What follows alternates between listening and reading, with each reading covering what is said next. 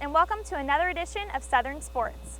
From our women's basketball team being highlighted as the game of the week on CBS, to softball and baseball collecting their first wins of the season, our Moccasin teams have been hard at work. Now, let's get you caught up on the past week in Florida Southern athletics. The CBS featured women's basketball team captured an incredible win against number 1 in the conference, Nova Southeastern. The game ended with a final score of 73-70 after a half-court shot by Melanie Ducott sent the game into overtime.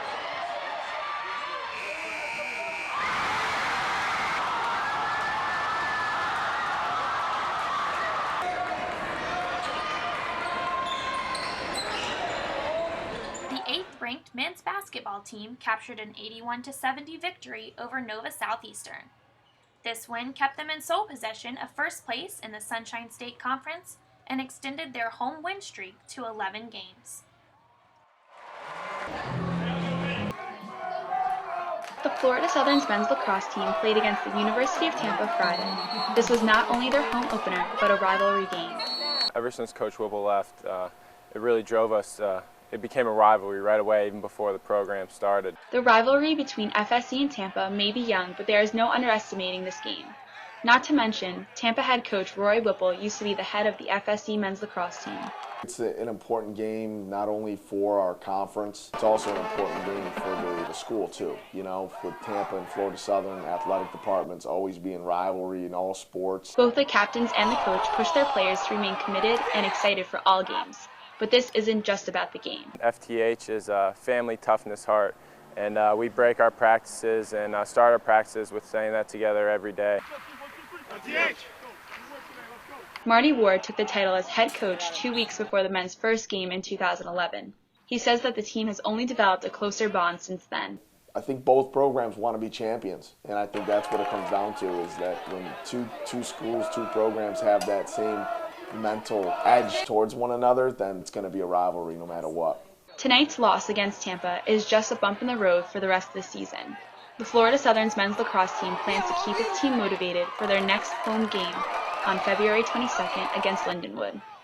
Kristen Girl for Southern Sports.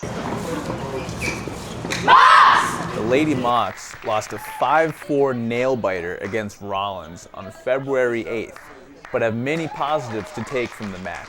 Magda obviously played an unbelievable match, and I think that showed a lot of heart, and hopefully the other players saw that and see what it takes to compete. I look at my coach and say, I'm not going to lose this. And she told me, okay, show me. Christy played one of the best matches she's played, and to pull out at number 4, and Sabine played, as usual, a great match at number 2. When I started the match, I was 3-0 down because I was thinking about, oh my God, what should I do? But as soon as I started thinking, okay, just think about this point, you've done this many, many times, and I kind of let it go, then that helps me win.